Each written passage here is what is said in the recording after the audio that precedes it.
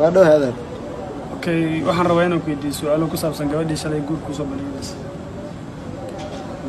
gabar Soomaaliyeed way gabadhaas hadii daacad ay ka tahay diyaar waa soo dhaweynayna okay saddex su'aalood inaan ka weydiiyo igu weydiin okay su'aasha koowaad waxay tahay sideed u aragtaa gabadhan Soomaaliyeed ee guurka ku soo bandhigtay gabadha Soomaaliyeed hadii ay daacad ka tahay Soomaalida laablaabkeeda khiyaanadeeda badan daacad ay ka tahay waa soo dhaweynay mar labaad okay su'aasha labaad waxay tahay maadaama dooqeeda noqotay jecelkeeda ma ka aqbashay maadaama ay dooqeeda haddii ay dhab ka tahay waa soo